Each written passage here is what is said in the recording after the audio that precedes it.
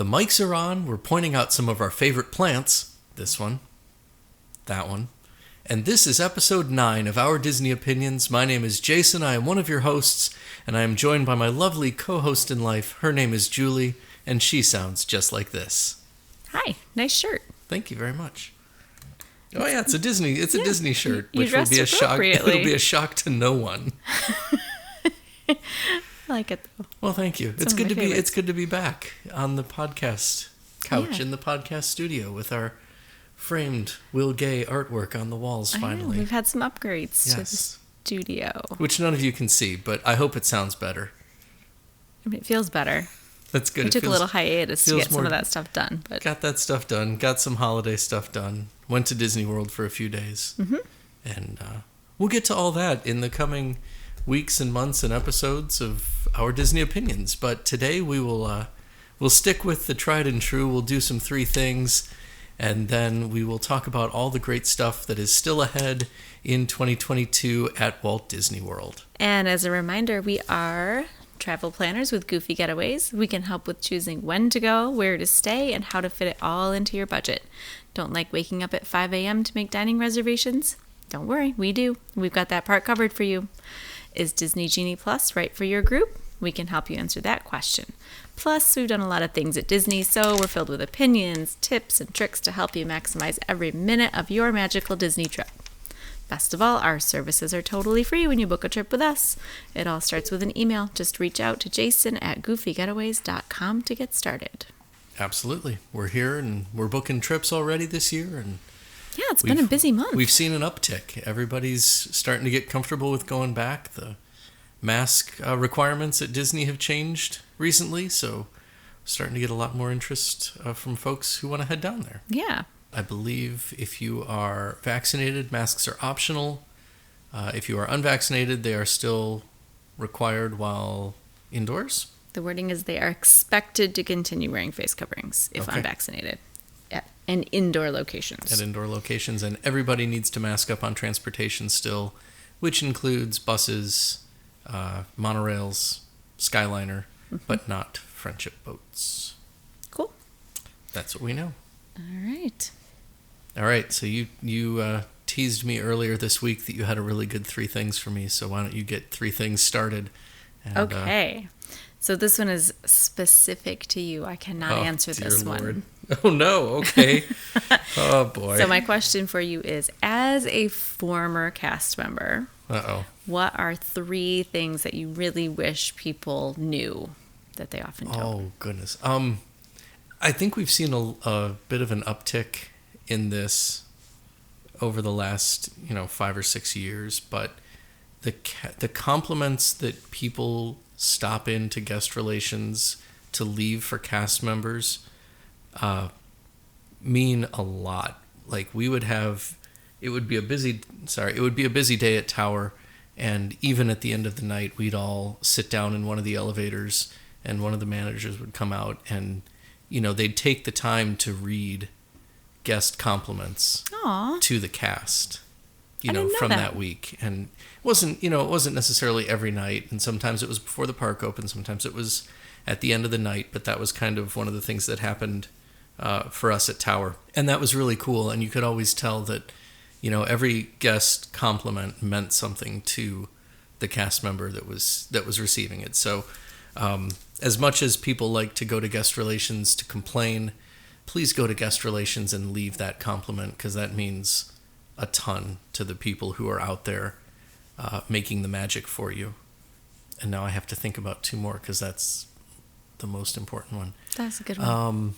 I will say humorously, if you ever go to a cast member and ask them where the restroom is, chances are you're right by it anyway. That tended to happen a lot for me. We're standing 10 yards from a restroom and people would come and ask where it was. I think I've done that. Yeah, probably times. So. I think one of the things that's important to remember, and it kind of goes along with the first one, is that if you have a problem, and no matter how frustrating that problem is, if you can find a cast member, and especially guest relations, and very calmly and politely explain what the problem is, chances are they've got a solution for you. Mm-hmm. And that's part of, that's part of the Disney magic. It's part of what they empower their cast members to do for guests to make that magical experience. If you go and scream in a cast member's face because you're frustrated about something, chances are they will do the bare minimum to fix your problem and get you out of their face. Just like anybody else. Just fair.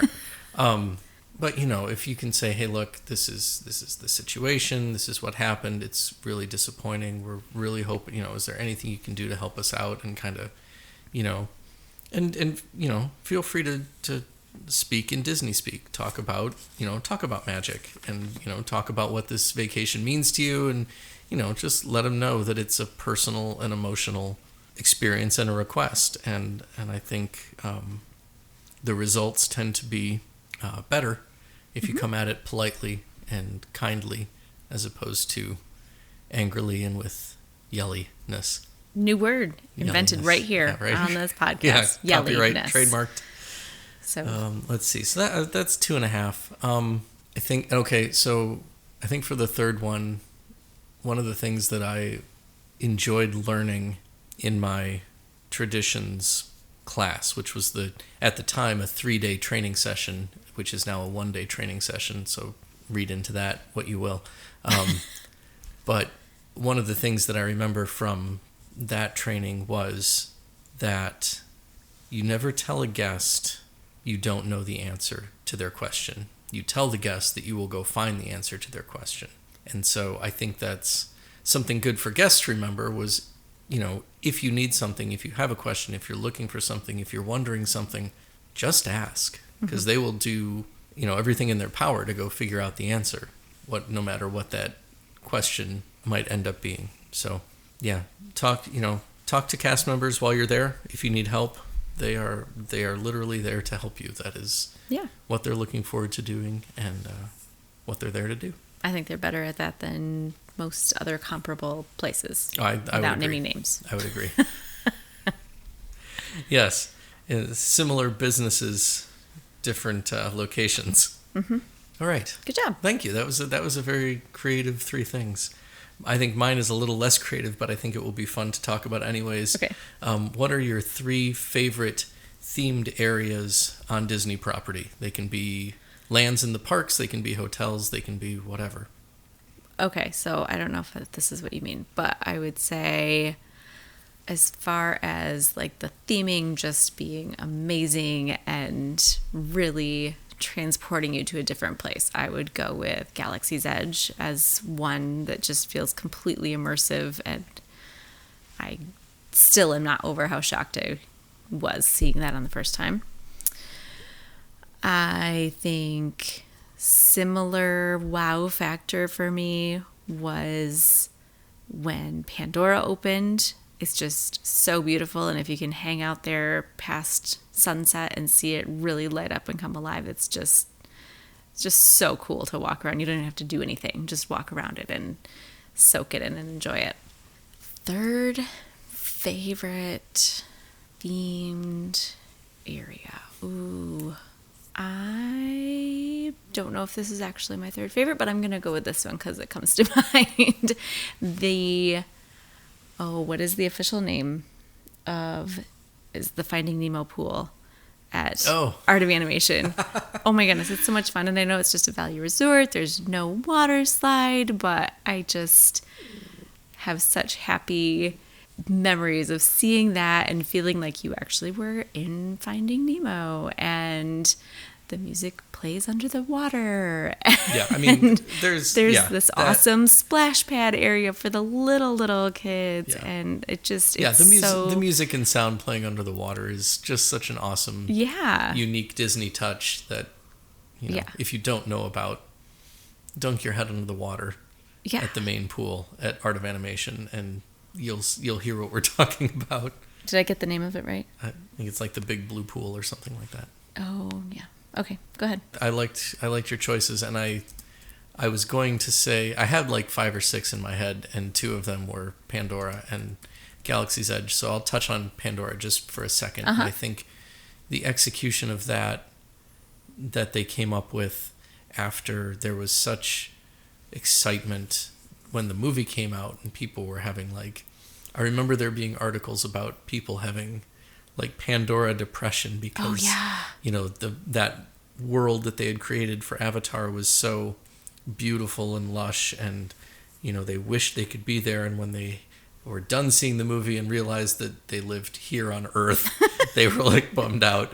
So I really think the execution of Pandora was, as good an attempt as any at recreating that world that everybody really wanted to see and experience. So I thought that was really cool. And you're right, the nighttime stuff is just unbelievable. The floating islands too are just so cool. Yeah. Lots of good picture opportunities there. But okay, so my official 3. Okay. And I think like the Magic Kingdom is very well themed in general, but I think the best one has to be Adventureland. Okay. I love Adventureland so much, and it's, all of the tiki and the music and just all of that environment. And it's not like Adventureland is any one place. It's, here's Agrabah a little bit, and here's, the Amazon jungles and the Nile, and, and then there's a pirate town from the Caribbean, and it's all kind of, it's not any one region of the world. Right. It's this feeling of adventure. And so I just think that's really cool. And, the architecture still plays along with all of those things in creating this environment that just feels like you're on some kind of, off the beaten path adventure. Yeah. So I love Adventureland. That's my favorite. Point. My favorite themed land out of Magic right. Kingdom is that one. Okay. And then my second favorite themed area is the boardwalk. I really feel like, walking from ESPN to Jelly Rolls along that whole place really gives the feeling that they were going for. And I remember, I think we talked about this this summer when we walked from studios back to Yacht Club, but one of the original things in the concept art and the planning was a little wooden roller coaster they had hoped to build along that boardwalk area there. Yeah. And, when you look at it now, you're like, oh my gosh, there never would have been space for that. Right. But it was in the original concept art, and I would assume or hope it was in the original plan. But even minus that, I feel like they still hit it out of the park, especially at night. Oh yeah. With the carnival games and the the magicians and the different sideshow acts that pop up around that area. I just think it turned out so wonderful, and it's such a fun place to hang out. Yeah. I love the theming there. And then as far as little touches go, and a place, in this case a park, that has lots and lots of little touches that really play along with the theme, is Typhoon Lagoon. Oh. I just think that whole story of, the big storm came and it tossed the shrimp boat up on top of the mountain, and here's all of the other damage and things that have happened. The whole park really plays into the story of that you see if you pay attention to the signs as you drive in. Yeah. That's a good one. I think that's a great example of Disney theming. Yeah. I hadn't thought about from a whole park. Parks. A whole park aspect. And I mean, Blizzard Beach is cool too, and it also plays along with its story really well. But I think Typhoon Lagoon is really a prime example of Disney themed storytelling. That's a good one. Thanks. Nice. I apologize if you can hear the podcat snoring. The podcat was making trouble at the beginning, but now she has settled. She's very cozy on my lap. She is and very cozy, and she's snoring occasionally. It's all right. It's not Julie's stomach. It's just the podcat. Podcat one. Podcat one. All right. So let's see. The 50th anniversary of Walt Disney World kicked off back in October, and that brought with it a couple of new things like Harmonious, the nighttime show at Epcot, and Ratatouille at Epcot opened, and kind of an expanded France opened. So all kinds of really exciting stuff to kick off that anniversary, but we wanted to kind of chat about all the stuff that's left to still open as part of the 50th anniversary. And I'm looking at the list, and the list is long. It is. So I'm glad they've got almost a full year to do that. Yeah. And, we'll see some, as we get down this list, some of them are unknown. Yeah, right. on the opening dates. And really, most of the dates are unknown at this point. But we're coming up on, I know it's in testing right now, and I know there's some cast previews going on, and maybe even some media and blogger previews going on for the Galactic Starcruiser, not hotel. Which, has gotten some interesting feedback online. Well, yeah, it's an immersive experience. It is an immersive experience. So you were correct in saying not hotel, although you stay there. You do stay there. But you're part of the story. You only stay there. Yeah. Although you go to Galaxy's Edge, you go to Batuu. But, right. So yeah, and the itinerary for that was leaking a little bit, and so there were, you get to go up on the bridge of the ship and get to, there's buttons to press, there's TIE fighters to shoot at, things like that. Let's see. There was the lightsaber experience where you get to practice against one of those little test drones like Luke did. Mm-hmm. That looks interesting. Yeah. I don't know. Lots of little things leaking out about that. I think I'm excited about it. That price is a little hard to swallow for a family of 4, coming in at about $6,000 for a family of 4 to do 2.5 days and 2 nights. My personal opinion is that they're going to have to alter what they're offering there in order to make it appeal to a wider audience. That at some point they're going to have to find a way to also make it accessible to people who just want to stay in the starship but not experience the story, maybe? Yeah. Is that what That's what I think. Interesting. I think there's going to be a really small subset of people who are really gung-ho to pay that price for 3 days. That's maybe. That's my opinion. Okay. Yeah. Well, and I'm just I don't know the total. I don't know the actual number. I feel like it's somewhere around 100 or 120 rooms. So you don't have that, Right. How long does it, go through the country or go through the world, figure out what is your slice of humanity that is willing to pay $6,000 for 4 people, and then divide that by 120. Yeah. And that's how many trips it's going to take until we run out of ways to fill that place up. But I don't know. Maybe I'm looking forward to the first official reviews coming out of what actually happens, because I feel like they've leaked the itinerary, and the itinerary looks kind of ho-hum in places. So I'm wondering if there are some, oh, hey, now you're a spy. Let's, stuff that's not on the itinerary that's part of the story. So I'm hoping that we get to that point. Yeah. Or it gets to that point. And that is set to open March 1st, it's right? Somewhere. Yeah, it's early spring. I don't remember the exact date, but I'm seeing, if you're seeing March 1st debut. All right. So Galactic Starcruiser, Star Wars, coming soon. You can book now. We'll book it for you. Mm-hmm. Could be fun. 2 more spacey kind of things I'm super excited about. Guardians of the Galaxy and Tron. I knew. Light Cycle Power Run. I don't know which one I'm more excited for. Yeah. I feel like you're more excited for Tron. I think you've been talking about that one a long time. I think I've wanted to ride Tron since it opened in Shanghai. Yeah. I think the more interesting ride is going to be Guardians of the Galaxy. There have been some very, very minimal amount of leaked pictures of the interior of that building, just looking at the ride path, the coaster track.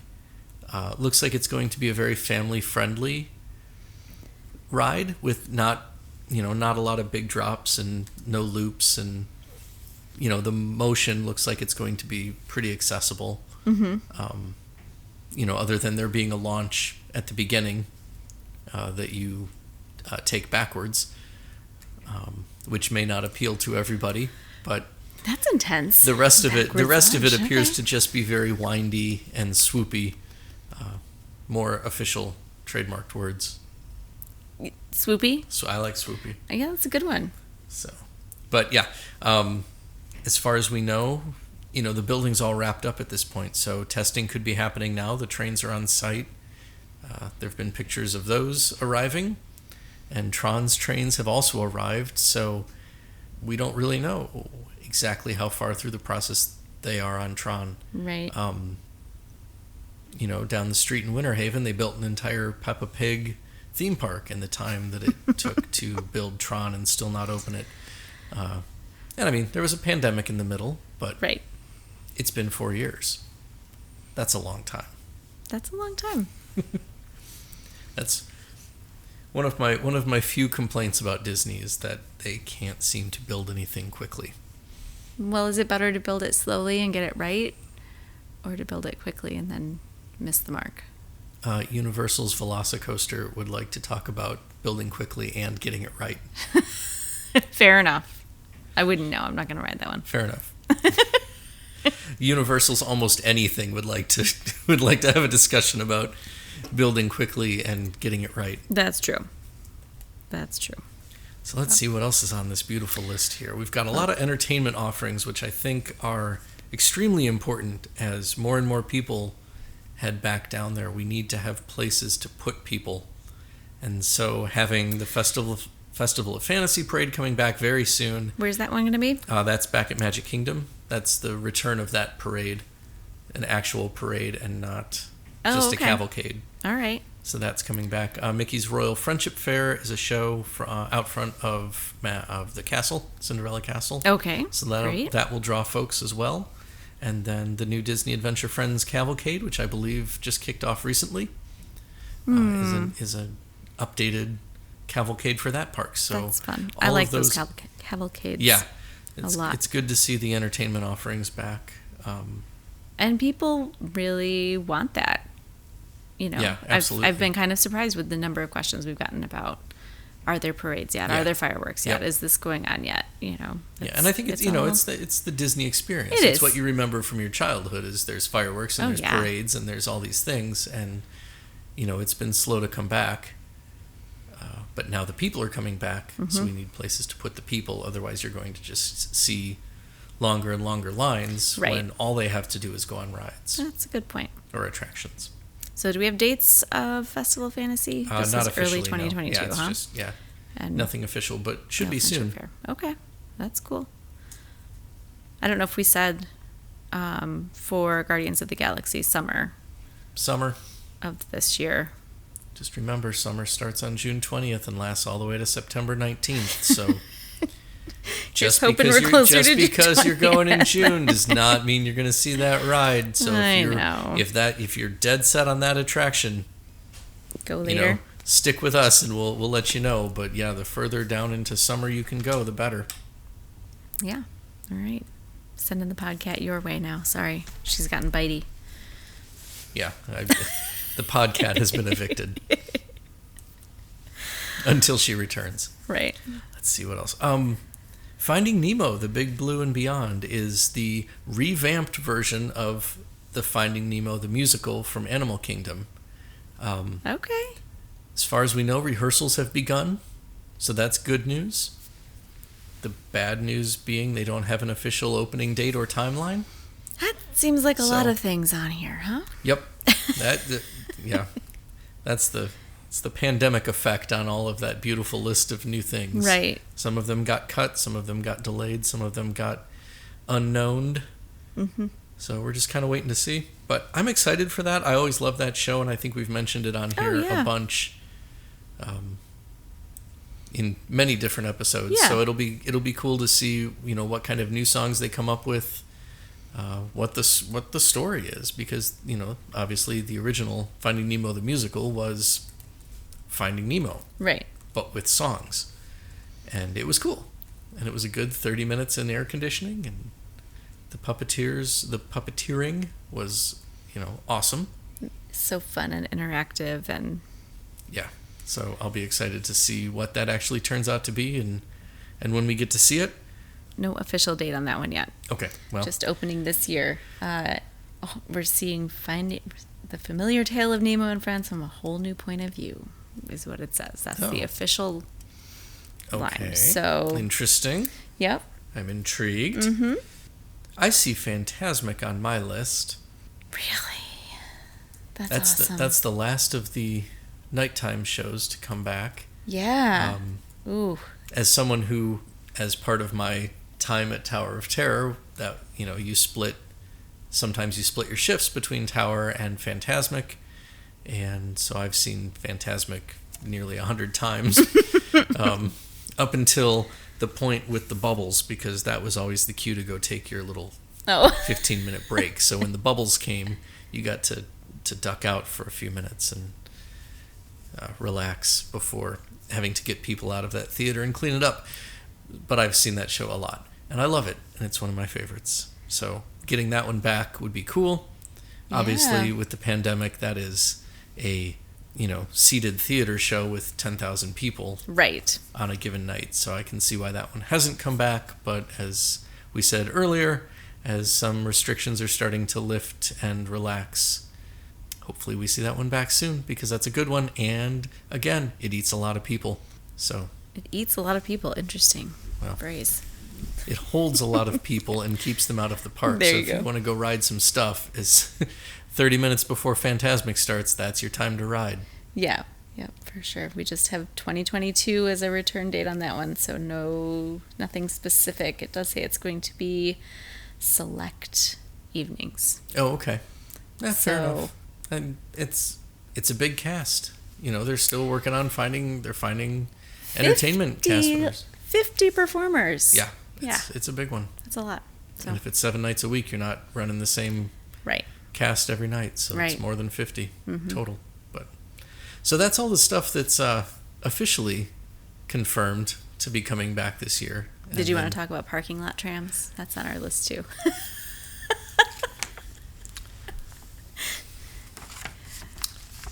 I'm glad that parking lot trams are returning. I think a lot of people are going to be glad. I think it's rather shameful that it took so long to find any way to run the parking lot trams. Yeah. You could run them every other row.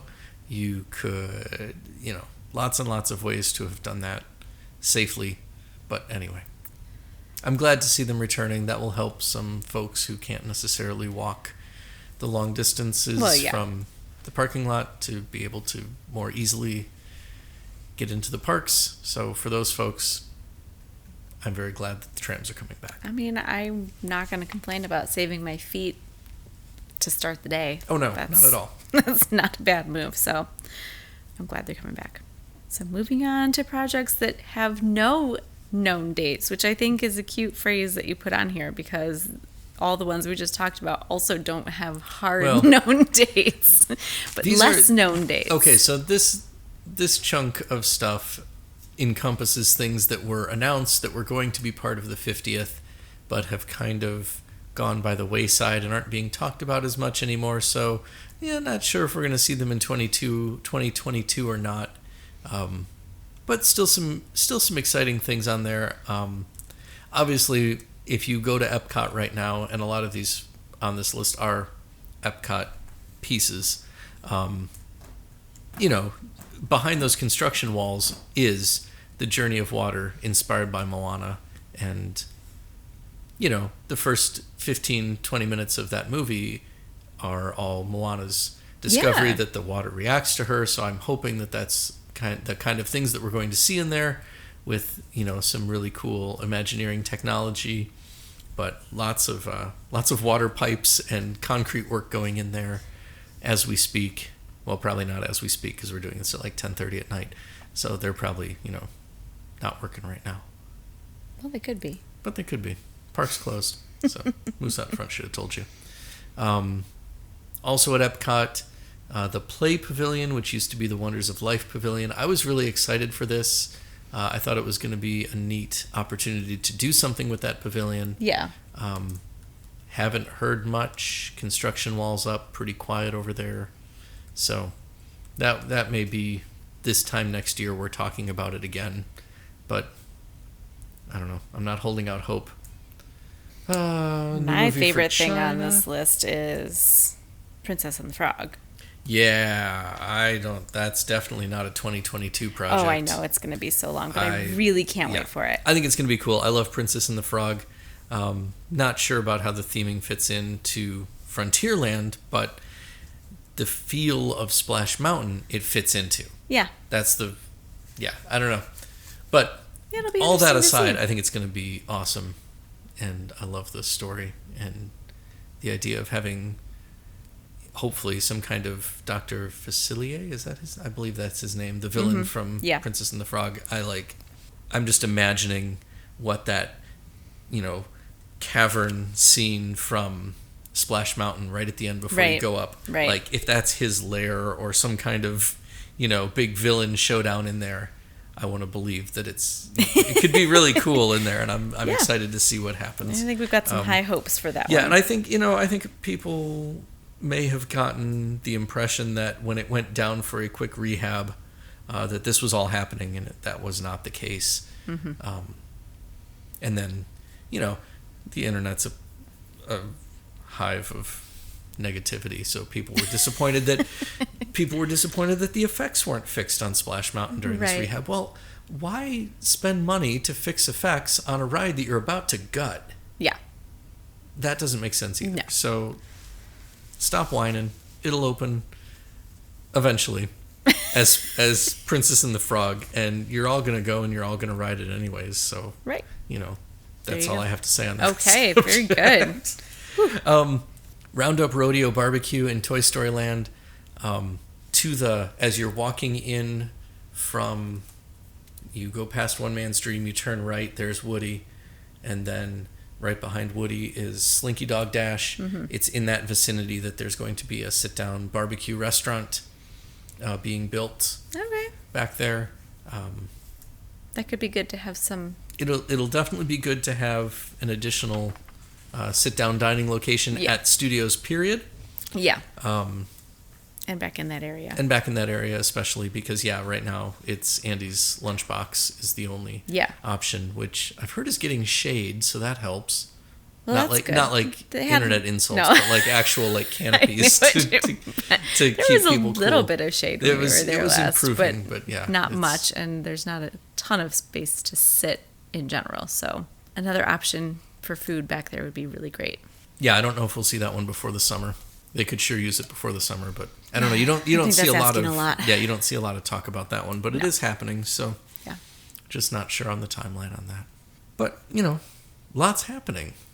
So, a lot happening with not a real specific timeline for most of it. Yep. So okay. I would say anything you heard in here, don't base your trip on.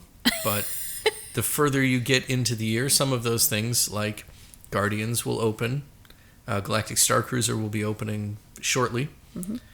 And a lot of that entertainment coming back. And so hopefully we'll start to see more character interactions coming back. We'll start to see more entertainment options coming back. And, more of those theater shows reopening, and like Festival of the Lion King maybe can get back to its normal look and feel. Mm-hmm. But we'll see as they get more performers hired and rehearsed, things are looking more and more normal. Yeah. Down in Lake Buena Vista. So, to wrap things up, if you like what you've heard, please hit that like button on whatever platform you're listening on. Share this episode, leave a review, ask a question, literally anything. Just let us know you're out there and help us spread the word about this podcast. We love doing it. We're hoping to do it more often than we have been. Sometimes life gets in the way, but it's always encouraging to hear that people are out there listening to it and finding some value in what we're doing. Remember, all of our episodes are available on YouTube, Spotify, and Apple Podcasts, and we're always happy to connect with our listeners. You can find us on Facebook at Goofy Getaways with Jason and Julie, on Instagram at Our Disney Opinions, or by email, jason@goofygetaways.com. But thanks everybody for listening, and we'll be back soon with more of Our Disney Opinions.